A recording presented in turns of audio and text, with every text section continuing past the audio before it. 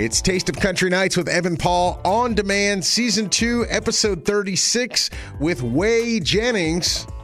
Now, do you talk with Struggle Jennings, who's also a country music star? I hang out with Struggle when I can, but he's a pretty busy man. He's been, ever since he got out of prison, he's been hitting the ground running. You know, he's been putting together a record label. I heard when he got out, he was still wearing his jail clothes around the house. I'm not sure about that. I don't know. Maybe. I don't know. I wouldn't if I was him. I kind of doubt it considering how fashionable the man is, honestly.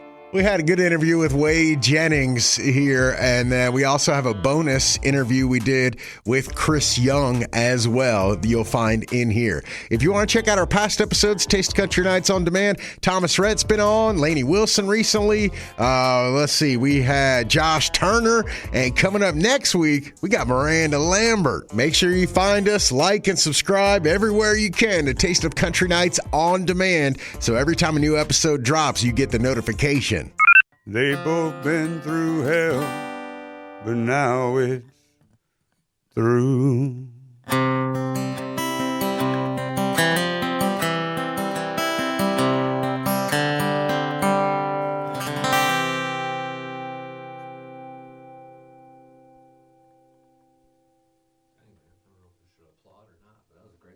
Dude, that was awesome. Thank you, man. That was really good. Tell me the story behind that.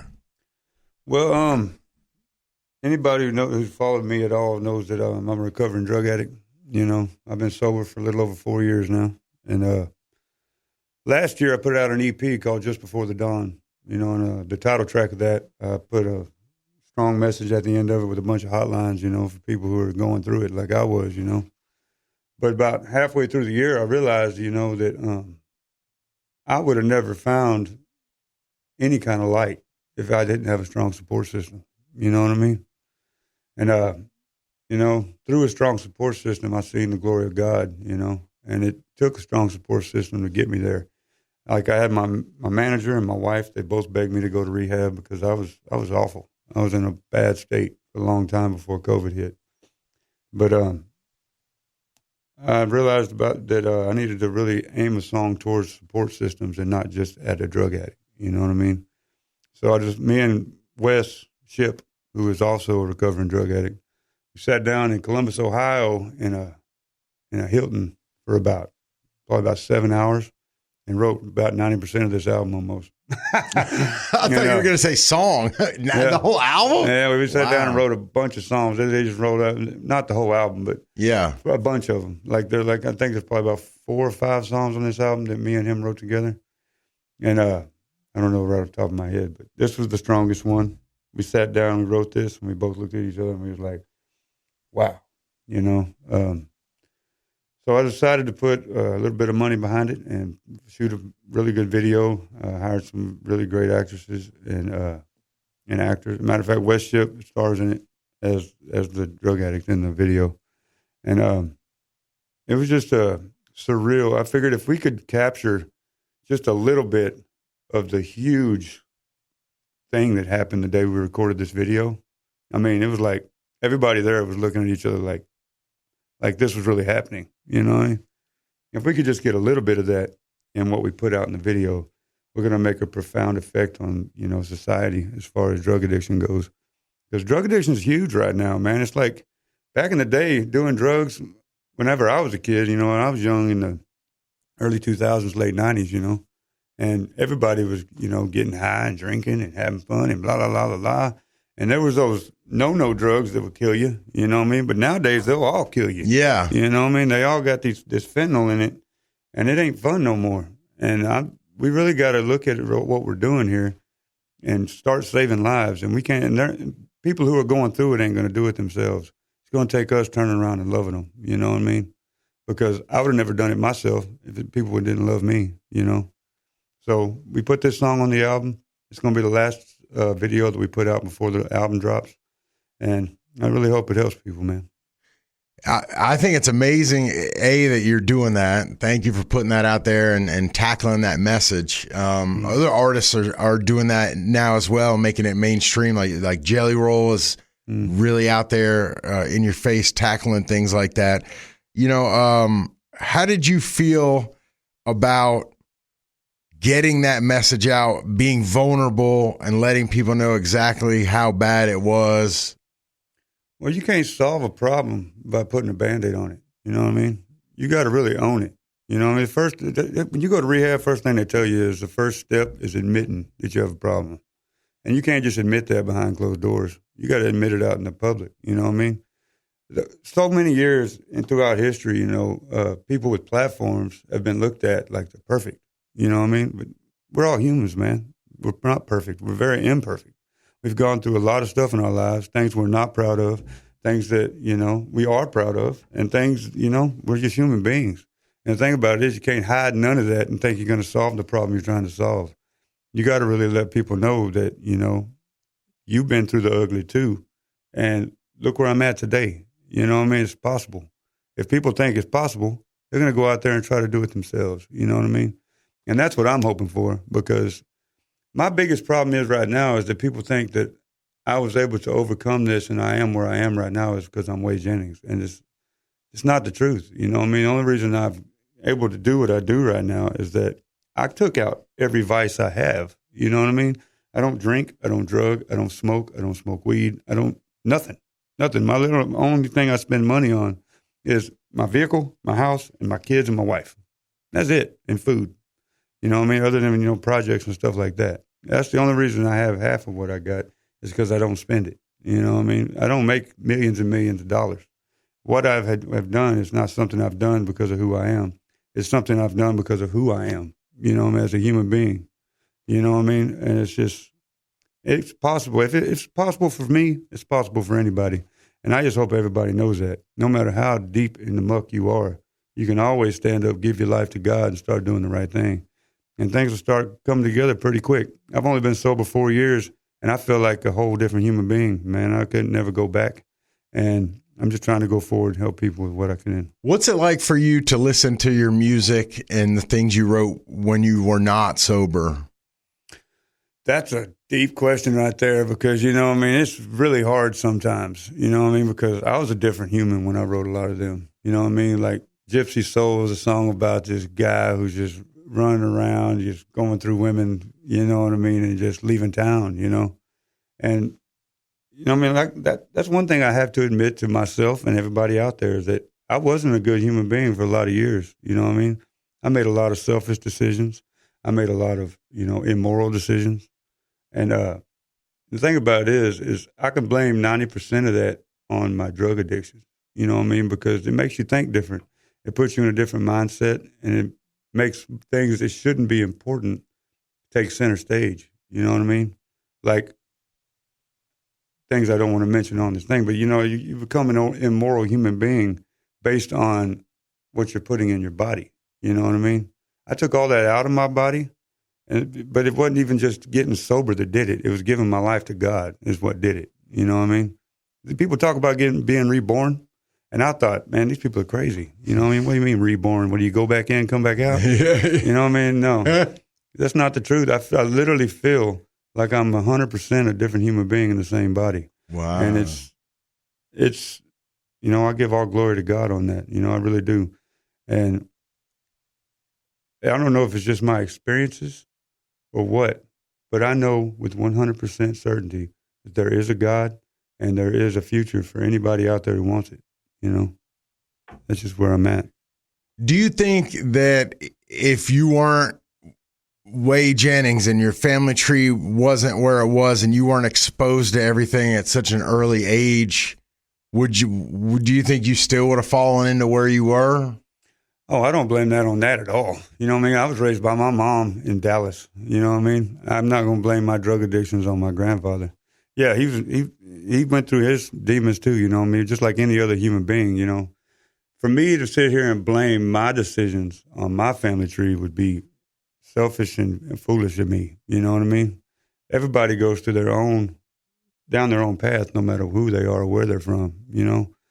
I mean, just because I'm Waylon Jennings' grandson don't mean that I went down that path because he did. You know what I mean? I went down that path because I was a kid going through high school and everybody I hung out with was going down that path. And I was like, this seems fun. So, you know, I went on and it was fun till it wasn't. You know what I mean? And it didn't have nothing to do with my grandfather. My drug addictions and my bad decisions were my own, and I own them 100%. Who, other than your family, who were you drawn to country music wise growing up? Oh, Jamie Johnson, man. I mean, that sounds kind of cliche, you know what I mean? A lot of people say Jamie Johnson because he seems a lot like my grandfather in his music, you know what I mean? But first time I heard that album, that Lonesome Song, I said, I want that. You know, I want to do that right there. I listened to that album from beginning to end, and I didn't see any song on it that I couldn't enjoy. I mean, I literally, every time I've ever sat down and listened to any song on that album, I started it at one and went to the end because it's just a great album, you know what I mean? And I figured one of these days I'll achieve that. And, yeah, I'm a huge Jamie Johnson fan. I mean, I just love his music. I love his style. I love how he can just stand on stage and tell these stories and just radiate country music. You know what I mean? Other than that, man, I like my stage presence and my showmanship. I got a lot of that from watching Neil McCoy on stage. You know what I mean? Because I don't play guitar. I started performing at a late in life, like 30 years old. You know, and I never thought I'd do this for a living. My grandfather learned how to play guitar when he was like 10. You know, and played guitar and then sang after he played guitar. I learned to be a vocalist first, and I've tried to play guitar. You know how hard it is to try to play guitar and sing along to that guitar after being a vocalist? I don't. It's insane, man. Everybody's like, you need to learn how to play guitar. I'm like, I am trying, and it is not easy, you know. But I see Neil McCoy out there, and he runs around, he climbs stuff, and he points the microphone at, and he runs around and does all this, and that's what I love to do. I love making audiences stand up, sit down, move around, cry, laugh. And, you know, I've had people tell me in my merch booth after the shows, because that's where I go after my shows, straight to the merch booth. And they tell me, man, I loved your show, but I am tired. You know? And it's cool. I love that. I wanted to talk about that because I read that you're very nice to your fans and you meet with them after every show and you do go by the merch booth.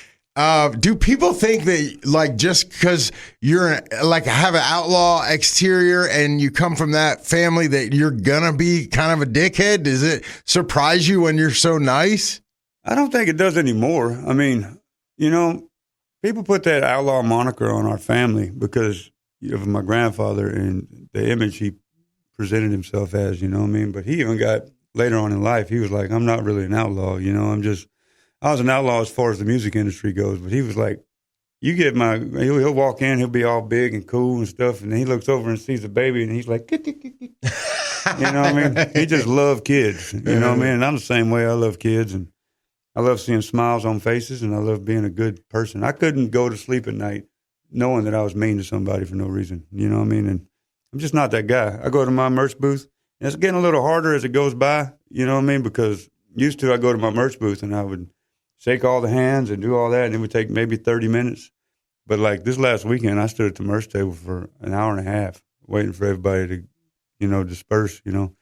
But as long as anybody wants to talk to me, I'm going to stand there and do it, you know, because I don't do this myself. I could stand up there and sing to an empty room all day long and wouldn't make a dime, you know. But when I stand up there and I sing to a full room, I'm going to go meet these people because they took the time out of their lives and the money out of their pocket to come see me play music. And that means something to me, you know. What do you think about country music's current state in 2024? I think it's where it's supposed to be right now, you know. I mean, country music is country music. But, you know, there's what I've said this a few times in a few different interviews. I think what we have here is we've gotten so many different kinds of music throughout the years, because used to you had genres, you know what I mean, that you could just, this is country, this is rock, this is R&B, this is rap, and you could put them comfortably in these boxes. But now there are so many different types of music and so many types of artists, and we're still trying to cram all this music into these 4 or 5 little genres here, and they're like busting at the seams just out on everything. So the current state of country music, I believe, is in the same state it's always been. I just think it's a little crowded in this box. You know what I mean? That's just kind of how I feel about it. That's fair. Are you related to Struggle Jennings? He's my cousin, yeah. Okay. Do you hang with him and Jelly Roll and all that? I've only met Jelly Roll one time. I hang out with Struggle when I can, but he's a pretty busy man. He's been, ever since he got out of prison, he's been hitting the ground running. You know, he's been putting together a record label, signing artists, trying to keep his career going and going on tour. He's like the busiest man I can think of right now. He's like all over the place doing all kinds of things with all different kinds of people. And I'm super proud of him, man. He's doing great. When he first got out, we hung out a little bit. But when he first got out of prison, I was a strung out mess. You know what I mean? I have slowly grown into a, halfway decent human being where he was focused. When he got out of prison, he knew what he wanted. He went and got it. And he's still out there getting it. I heard when he got out, he was still wearing his jail clothes around the house. I'm not sure about that. I don't know. Maybe. I don't know. I wouldn't if I was him. I kind of doubt it considering how fashionable the man is, honestly. What advice would you give 13-year-old Wade Jennings? They say no to drugs is what I would give 13-year-old Jennings. You know? Okay. And stay in school. Because, when I was in school, knucklehead kids, man. I was like, they gave you this no pass, no play. I loved football, you know what I mean? And then I got hurt playing football at a young age. And me being a hard-headed little knucklehead, I was like, okay, no pass, no play, no play, no pass. And I thought I was hurting somebody. And turns out I wasn't hurting nobody but me, So, yeah, there'd be a lot of advice I'd give 13-year-old me, but I don't know where I'd end up if I gave myself that advice, honestly. Because I took the long way to get here, but I'm in a good spot right now. What's next for you this year and coming up next year? Man, I'm just touring all I can, and I'm trying to keep a good balance between my career and my family, and with a strong presence of God in both, And I want to be a very present father, you know what I mean? A lot of people are after the fame, and they want to be on a bus, and they want to be gone half a year and then come home to their families. And I don't want a broken home, man. I want to be able to go out, do my shows. The person I look up to most in the music industry right now has got to be Chris Janson. I mean, he's made a good little bit amount of money. He's able to just fly out, do his shows, and then fly home to his family. Take his kids hunting and all this stuff. And I look at that, and I want that. You know what I mean? I want to be able to be, a great musician that people love and people come out to their shows, but that I don't have to be stuck to the road. You know what I mean? I want to be able to be home with my kids. I like going to my daughter's dance recitals. I like going to my son's football games. I like going to, being there with my wife and, waking up in the morning, cuddling a little bit, and those are the important parts, what I mean? If you got to give up that, what are we doing? You know what I mean? So what I really want to do is I want to be able to have my cake and eat it too, honestly. Yeah, Chris Janson told me that he only plays harmonica when he's getting paid for music. He doesn't carry one with him. He separates life and music, and he's been able to do that for a long time, and he always does that. Exactly, and I admire that so much. And seeing him bring it, because see, me and him have one thing in common. He brings his son out on stage, and I bring my kids out on stage too. And watching his son run out there and be like, I was just like, I just melted, man. I was able to open a couple of shows with him, and I'm telling you, I don't very, very often stick around. And it ain't very often that I'm an opener, you know what I mean? But I've actually felt like I got paid to go to a show because I got to do my part, you know what I mean? And I went to my merch booth, and I did my sign and all that stuff, and I came back. I did a couple songs with him, and got to watch his show, and I enjoyed his show. I really do. And But more than the show, I enjoy how good of a father he is. You know what I mean? I want that. I want to be able to be that kind of dad and that kind of musician. So. Well, dude, thanks for coming by, man, and thanks for the album. And that song was great, man. I'm a big fan of that. Thank you, brother. Yeah, I really appreciate that, man. Yes, sir. All right, and as a bonus to this episode, we had a Zoom interview with Chris Young recently. We're going to throw that in here as well for you to check out. Yeah, okay, man. Let's talk about Young Love and Saturday Night. This would be David Bowie's first number one on the country charts. Have you maintained any contact with his family at all? So they basically, the estate is in charge of putting the entire catalog uh, where it ended up, right? I am not actually a writer on this one. This is one of the few songs on the album I'm not a writer on. I heard it and the song started. They just went in completely blind. It was in like a big pitch meeting where people are coming in and out. They're playing me songs and they play me the beginning of this. And obviously I'm like, that's Rebel Rebel. I'm not recutting that. I can't recut Rebel Rebel. And they're like, wait, just hang on. It's not, but it sounds like it. And you'll understand why at the end. And I just fell in love with the song. I was like, does anybody else have this on hold? You know, to be the first person to get a chance to cut it. They were like, no. And I was like, I want it. Like, I want that song so bad. So it would, fingers crossed, never say never, never talk about it until it's there. It's sort of like a pitcher throwing a no hitter. But I would love to have my name attached to a song that got David Bowie his first country number one. That would be awesome, man. At this point, do you feel pressure to keep putting out like radio hits? I mean, I think everybody does. I think you sort of want somebody once asked me the question, and this is like pre-streaming, pre everything that like you have different pockets of where goes what goes where. They're like, hey, would you rather have a number one on radio or a song that doesn't go number one but sells like 4 million copies? And I'm like, yes. Yeah, you got to be a little greedy. You want all of it, right? Right, So right. the biggest thing for me is that people love the song, and we're seeing crowds just sing every word of the song at this point. So I'm happy. I've got my fingers crossed. I do want it to get there, but it's just awesome for the album and the single to see people loving the music. Do you have a particular song of yours that causes the most fights at your shows? The most fights? No, I will actually get on the microphone and have been known to do such and tell people cut it the hell out to be polite. That's not exactly what I say. I'll say some verbiage that I probably shouldn't say in an interview when I see people getting in fights. There's two things I don't want. It's like don't throw something at me and don't get in a fight in the crowd.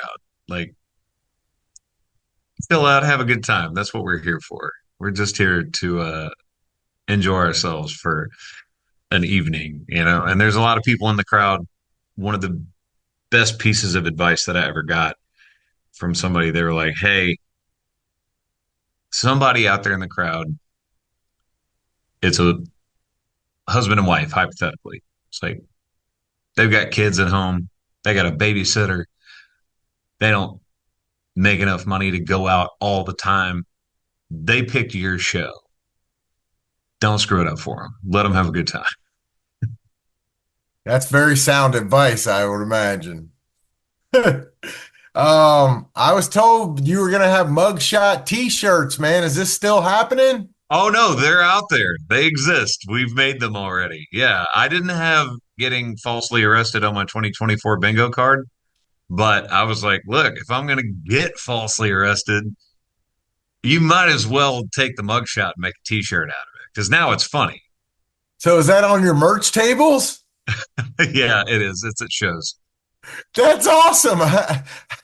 How much is it? I don't know. We can get you one, man. I promise. Dude, we want a couple that taste the country, man, for sure, because we've been talking about it. What do you think about Post Malone going country, man? Dude, I don't think he went country. I don't think people realize how much respect he has for the genre. Um, I love it, and I'm always just excited to see hits. Somebody was talking to me the other day about how, you know, oh, there's so many hits on the chart, and it's taking more time for people. I'm like, it's always going to take whatever time it takes to get wherever you're going to get on the chart, right? There's always going to be people that are new or maybe have been in another genre and want to make a record. And I feel like country more so, not taking anything away from any other genre, but country especially is very welcoming anytime people make good music. So it's all about the music to me. Yeah, okay. So what do you think, like, if you could pick like someone to cross over? Who would be who could do Oh it? man. I mean, well, obviously Post can do it because he's having a lot of success. Man, you'd have to give me some time to think on that All right, I'm coming back to that. Who, if anyone in country music, has better hair than Chris Young right now? one. There's plenty of people I'm sure that have better hair. Like I I did this myself, and basically there's enough hairspray in here where I could probably run into a wall and not hurt it. So I think there's plenty of people, and I think a lot of the female artists would have something to say when you say who's got the best hair in country music. They spend a lot more time on that than the dudes. I bet you'd be on top of that list, though. You know what? I'll take the compliment. Yeah. 39 years old. I'll take the hey, you got good hair. He has to still have some lettuce up there is good, man. Um, I wish I had just kept wearing the cowboy hat. Then I wouldn't have to do it because that yeah. takes more time than anything for me when I'm getting ready. I know you're into like watches and stuff. I was recently talking to Al Dean and I got him to tell me he has a Ferrari that he whips around in sometimes. Is there a splurge purchase that Chris Young's got? What is that? It's a Texas Rangers World Series ring. What? The real deal? Yeah, like it comes apart. Why do you have that? I got really cool friends. That's Who gave you that? Did you buy it? so I won't go too far into it, but there's a couple buddies of mine, one that works with the Cowboys organization and one that works with the Rangers. And they were in Nashville. I took them out to dinner, and then they heard me say something about, I don't know, one day if somebody ever gave up like a World Series ring, I'd try and buy one just to have it because I used to live in Arlington. The only two places I lived were in Arlington, Texas, and Nashville.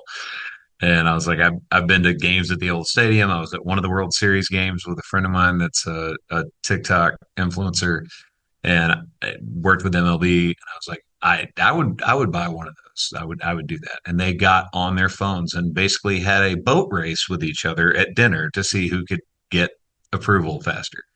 So where do you wear it? Do you wear it everywhere? No, absolutely not. No, I'm wearing it for these interviews today just because I knew it would be a talking point. I love it. I love it. All right, let's get back real quick to an artist that would do well in country if they did cross over like Posty. Dang it, man. I knew you were going to circle back. God.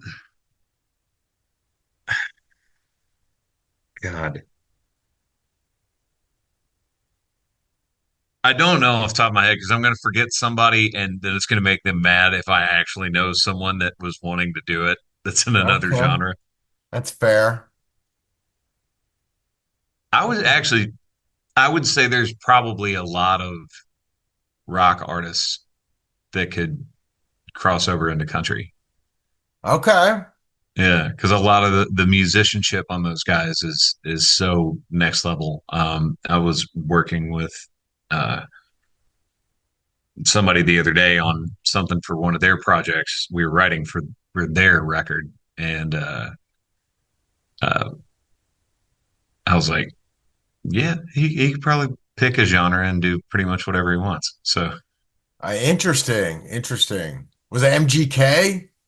no, it was actually Phil Collin, Phil. not Phil Collins, Phil Collin, Okay. Okay. All Def right. Leppard.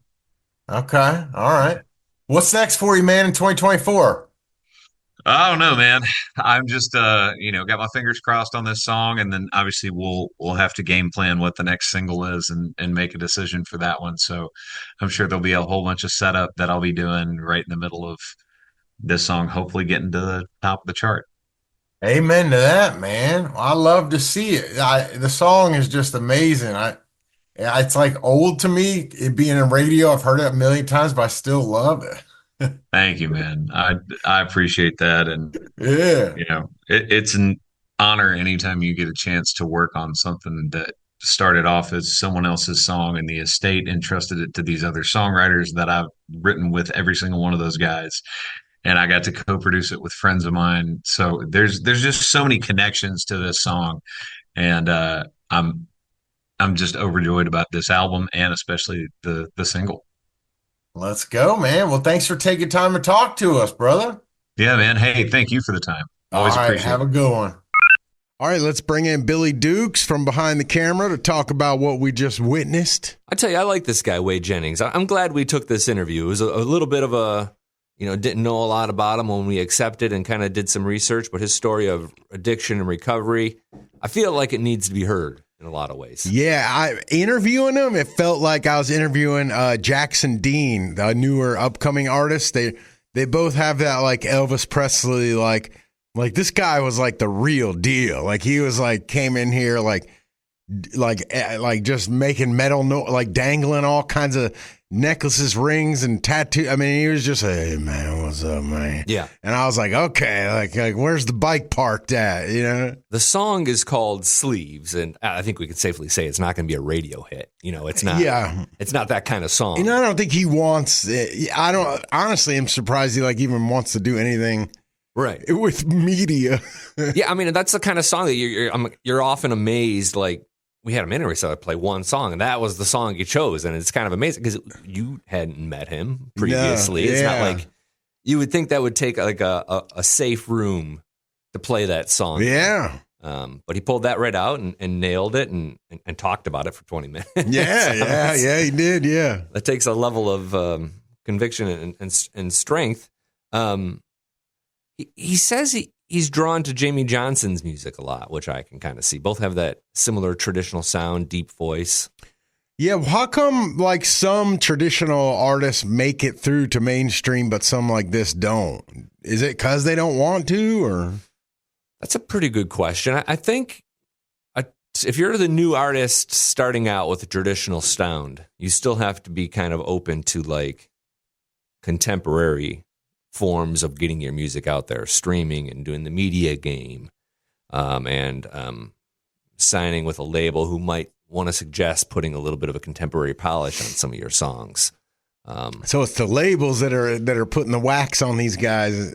And yeah, okay. I mean, so you take an artist like Cody Johnson, and he's a pretty good example. I think like he had a lot of success in Texas. Like he had 7, 8, 9, 10 albums. Like he was making a really good living.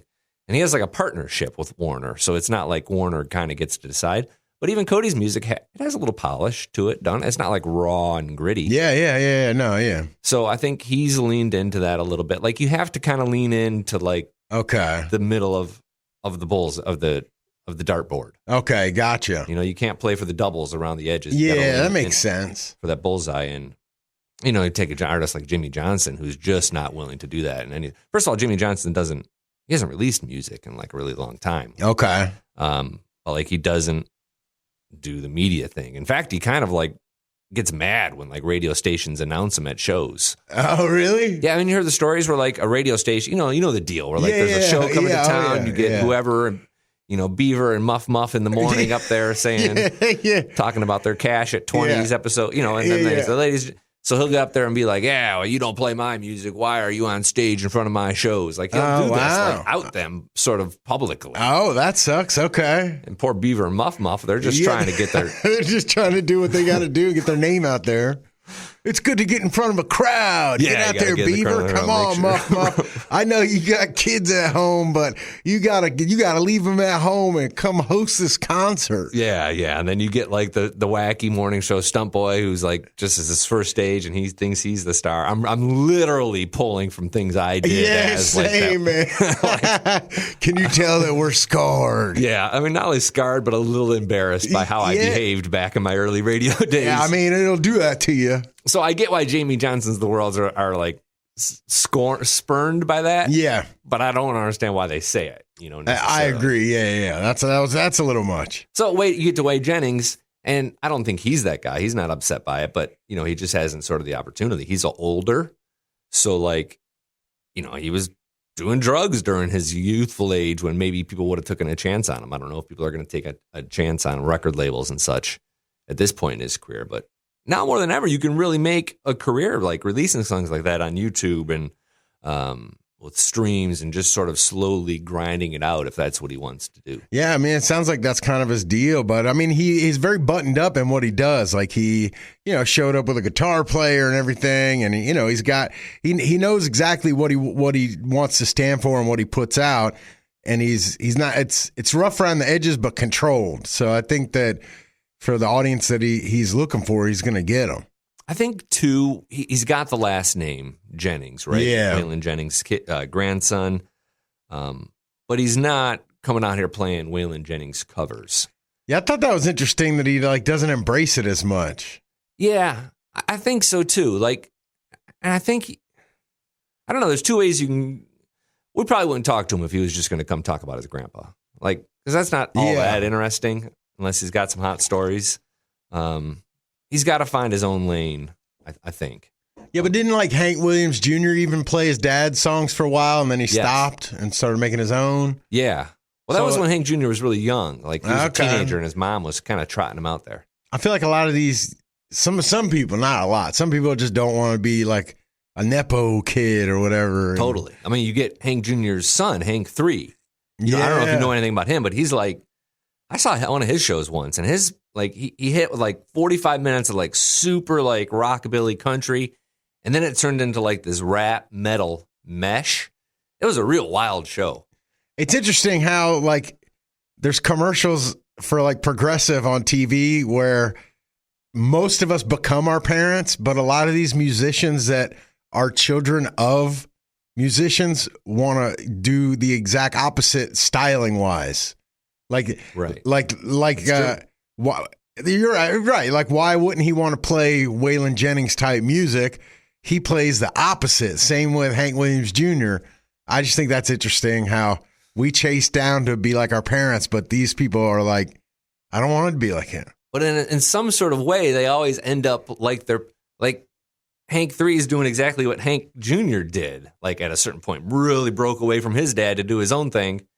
And then kind of embraced the family legacy sort of at the end. Yeah. I don't know. It's they have to take a really roundabout path. You got to try to find your way for a little bit, I guess. Yeah. I don't know, man. I would be a straight Nepo baby. If my dad was here you go, kid. Here's the keys. I would be let's go. Let's do it. Just play him the hits. Yeah, I would play all that. Dude, that's interesting that they do that. Yeah. I mean, maybe they already have money.